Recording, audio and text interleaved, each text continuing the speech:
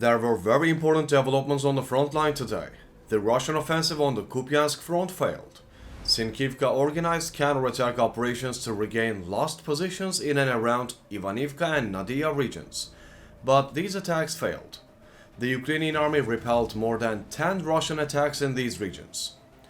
The Russians continue to organize airstrikes in these regions, but failed to achieve the desired success.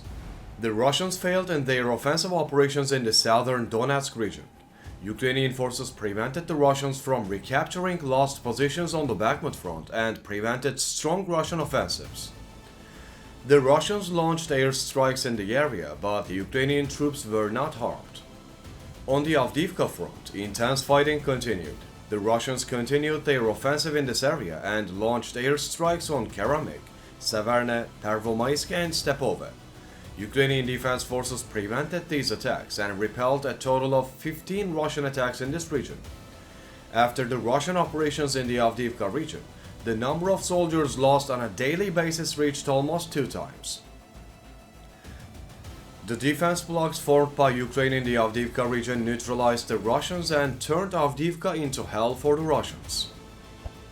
There were also intense Russian attacks on the Marinka front, but these attacks were also neutralized. The Russians carried out more than 20 counterattack operations on the Marinka front, but the Ukrainian defense forces repelled these attacks. The number of clashes on the Marinka front has increased in recent days, but Ukraine's success in this area is also at a high level. Russian operations are largely unsuccessful. Russian occupiers in the Zaporizhia region carried out counterattack operations for the positions they lost.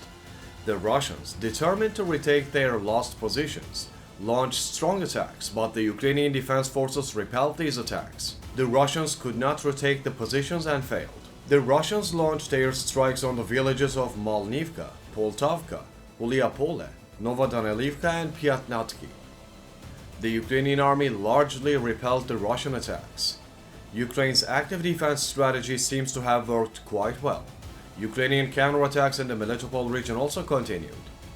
Ukraine continues to wear down the Russians in the region with its offensive operations, causing losses of military personnel and equipment.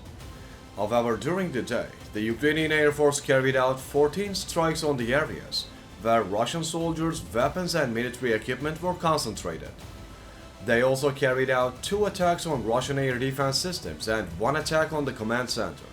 Ukraine also destroyed 2 enemy UAVs as part of its operations.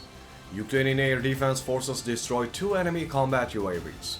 Finally, Ukrainian forces destroyed 3 radar stations and 8 artillery systems in the operation carried out with missile systems. What do you think about Ukraine's counterattacks on the front line? Ukrainian defense forces, which repelled Russian attacks, continue to strengthen their positions on the front line.